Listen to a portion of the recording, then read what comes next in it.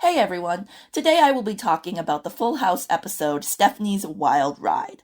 So the episode begins with a teaser opening where Joey uses his favorite puppet to make wood jokes with children. This episode came out in 1994. In 1995, Alanis Morissette would go on to make wood jokes about Dave Coulier. Just a little fun fact.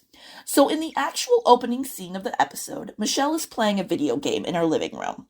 The twins come in to pester their older cousin because they're, 3, and that's their job. Imagine being paid to be a couple of annoying brats. Welcome to the cast of Full House. Michelle embarrasses herself in front of a couple of toddlers when she gets her butt kicked in the video game. She tells them that she's still head and shoulders above them, because at least she can tie her shoes. They tell her that apparently she hasn't heard of this world-changing invention. It's called Velcro.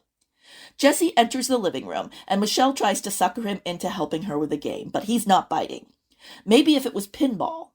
This leads into an awkward exchange between uncle and niece where he references The Who's Tommy, followed by some boomer Abbott and Costello routine that Michelle has no reason to know, let alone care about. I'm guessing this was a transparent attempt to make the adult viewers watching this show with their kids feel like they weren't completely wasting their time. Michelle explains to Jesse that the objective of the game is to find 3 magic keys. He finds the first one under a welcome mat.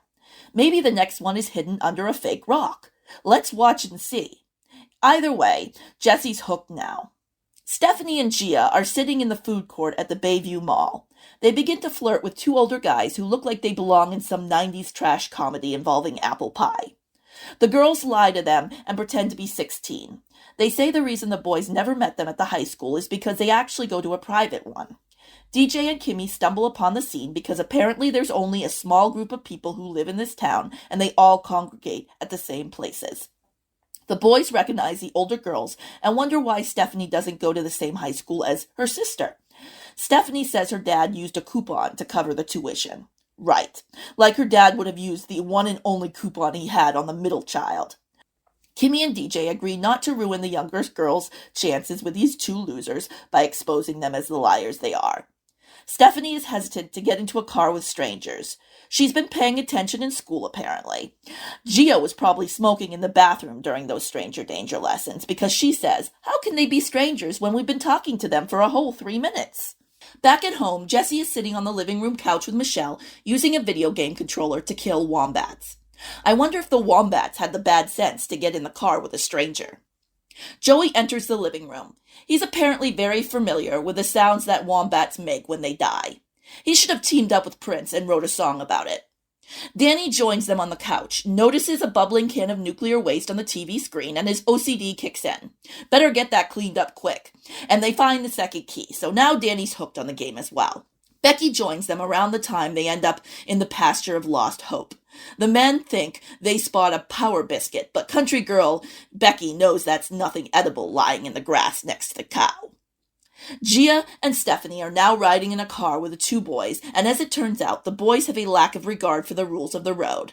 Speeding, driving in the wrong lane, coming this close to hitting a truck head-on. I actually thought the 2 girls, when they got into a car with a couple of strangers, would end up dead in trash bags on the side of the highway, but no, apparently that's not the moral of this week's episode. Maybe that's next week's. Stephanie bursts through the front door, bragging to DJ about what a great time she had cheating death with Dumb and Dumber. DJ's like, that was stupid of you, but oh well, what's done is done. And then she calls in the family to dinner.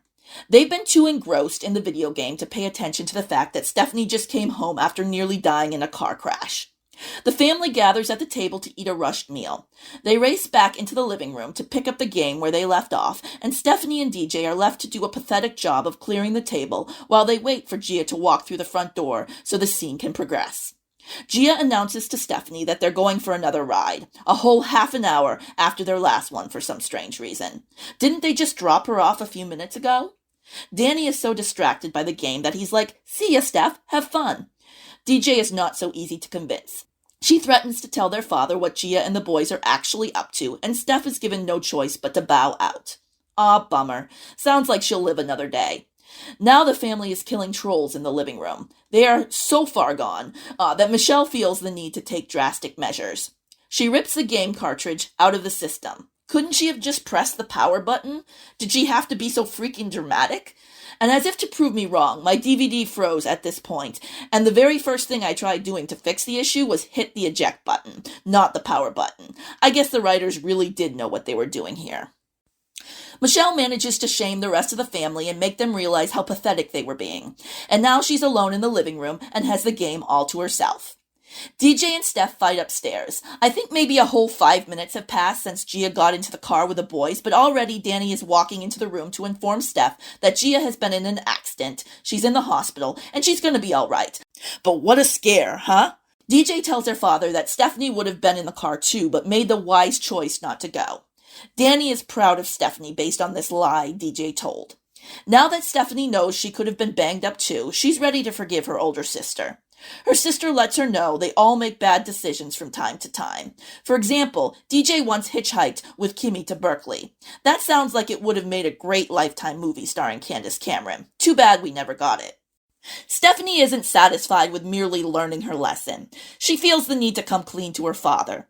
She tells DJ she will first tell him about the time DJ went hitchhiking to ease her way into the confrontation. Looks like DJ walked right into that one. Never trust a tender moment with your sister.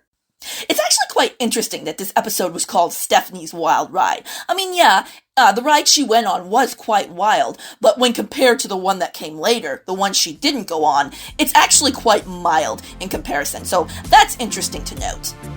That's Stephanie, always needing to pretend she's more of a bad than she actually is.